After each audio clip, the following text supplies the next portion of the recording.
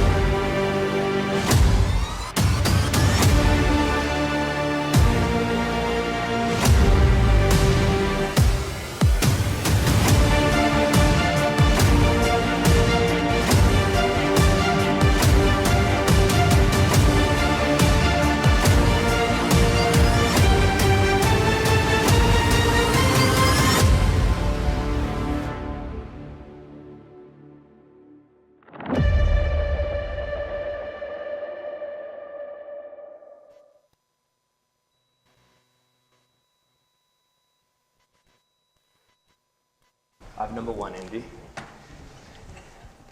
So that gets me excited. I like bike riding, and I wish I would do the bike ride, maybe one day. But it's Liam and Steve's turn this time next year.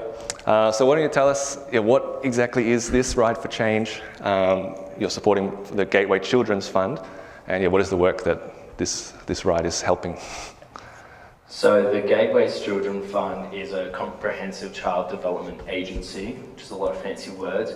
But basically it just partners with a school in Papua New Guinea and it tries to improve the lives of children there in need. There is a great need there because out of every 1,000 births, 48 babies don't survive, which compared to Australia, which is only 3, is quite a big difference. In Port Moresby, where the Gateway Children's Fund operates, there are many barriers to education, particularly with girls, with only 70% of boys and 50% of girls receiving any, if even partial, education. So by financially supporting Gateway School, we are able to help more children gain access to a good school and get early education. And there's actually a video from Tim Costello, a Baptist pastor and CEO of World Vision, who now lives in Frankston. So if you want to put that one up, Wim.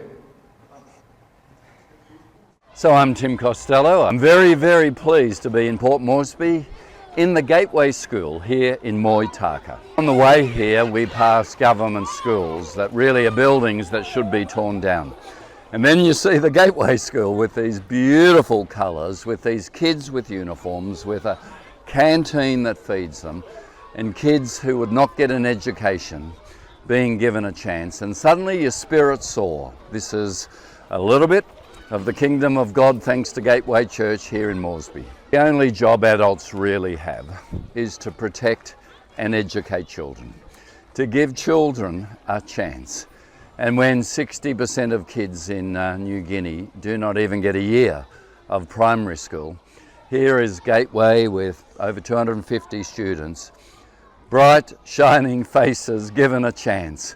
Nothing is more moving than that. Hearing about it and personally for you, and what makes you want to support it in particular? So I was first introduced to Ride for Change through cycling, through the group rides and the group that organises Ride for Change.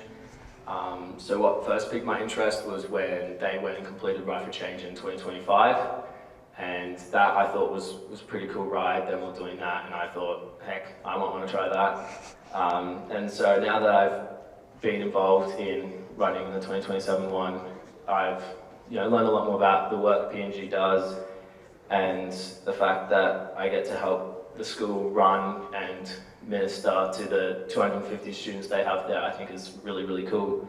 Mm-hmm. And I'm really glad I get to be a part of that. Mm-hmm. Yeah, that's good.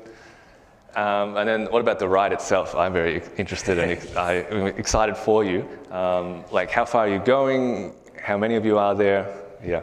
And it's you and your dad are both doing it, right? Yeah. So the ride will take place between the 3rd and the 9th of May next year. As seen in the video before, it's 1,000 kilometers from Sydney to Melbourne in 7 days. So we're riding from Monday and finishing on Sunday. There are going to be 2 groups riding, one of which is going to be a paved group. They're just going to ride on the road, and some of the crazy ones out there are going to ride half on the gravel as well. There's about 35 riders in total between the 2 groups. There'll be about 20 to 25 on the road group with Dad and I, and then there'll be about another 10 in the gravel group. We'll also get a support crew of volunteers who are self-funding themselves to come along, travel with us. They're going to supply us our breakfast, dinners, on route support with a van, ready to give like en route nutrition, hydration, fix any mechanical issues we have, and make sure that we have clean and dry clothes for all the days. They're basically the unsung heroes of the ride, and we wouldn't be able to do it without them. Each group of riders, both the road and the gravel, will ride in a peloton or a bunch to help with some of the riders. So if you ride behind other riders, you don't have to cut through as much of the air. So you save up to 40% efficiency or effort. And we'll have a small little group of like stronger riders up on the front, and they can just rotate around and everyone else can just sit behind them. Each day we'll ride a certain distance, and then we get to rest overnight and hopefully sleep. And we'll just get up the next day and ride 6 times over. Some reason we thought this would be fun. In terms of distances each day, we're going to try and knock out as much as we can in the first 3 days. So we're going to be riding up around 170 plus kilometers per day for the first 3. And then we get a nice, easy, I say easy, 100 kilometer day for day 4. And then it's all downhill, not in a good way from there. Yeah, that's about all I thought of. That sounds a big challenge. How have you gotten into bike riding? Tell us about that, because it's also pretty interesting. You're getting very good from what I hear and what I know, what I follow on Strava. Unfortunately, I think you are better than I ever was. And are you going to be at the front? Who's the stronger rider out of you and your dad? Do you think you've overtaken him yet? Well, my ego tells me I'm the stronger rider. I'd like to think I'm the stronger rider. And over certain distances, I may be the stronger rider, but I think, because Dad's been riding for so many more years than me, and he's built up a lot bigger of endurance, I think he may start to pull ahead of me in this ride, unfortunately. In terms of how I got into cycling, in short, it was FOMO. The long story is, when I was little, when all of us were little, Dad taught us all to ride bikes, and we would go out riding with Dad when we were younger. I kind of stopped doing that, and Dad would keep on riding until, it would have been about 3 years ago, I started riding to work, just 10 Ks at a time each way. And then Reese decided that he would get into cycling and complete the Bay Ride in 2025. And I got serious FOMO from that, I wanted to do that. So then I went and started road cycling, went out riding with Dad, and I remember Reese was quite a big motivator. He was the first one who took me out to ride to Black Rock and back, which was my first 60-kilometer ride. Absolutely killed me. It was the biggest thing I'd ever done. Now I wouldn't even blink at that distance.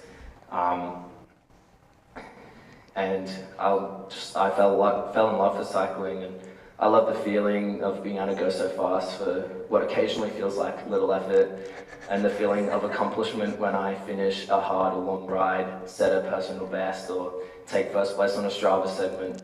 And I love the feeling of flying down a hill as fast as I dare, despite how much Mum hates it. That's great. Why do a bike ride to raise money? Well, you could just share with us and we donate, or we do some fundraiser dinner. Why go to all this effort, ride 1,000 Ks to raise money? Good question. I think it draws more attention.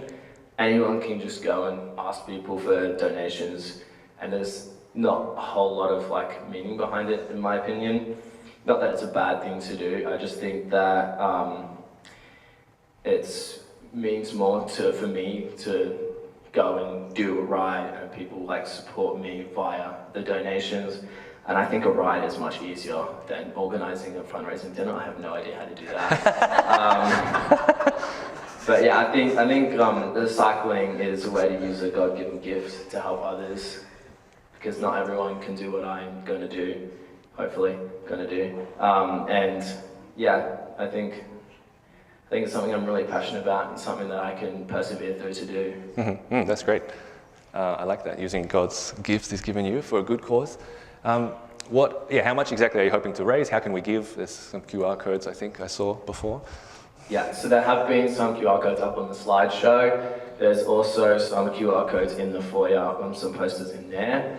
Dad and I both have a goal of $5,000 each that we're trying to raise. And in total, Ride for Change, out of all the riders and all of that, they're trying to raise a goal of $150,000 this year. Although in long term, they do have a goal from the start when they first started riding in, I think it was 2013.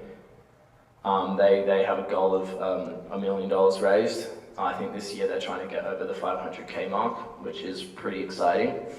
And all the money Ride for Change raises all goes towards helping the school run. So the school needs about 250K per year to run, and Ride for Change provides 150K every 2 years. So it's not the sole supporter, but it's definitely a pretty big supporter.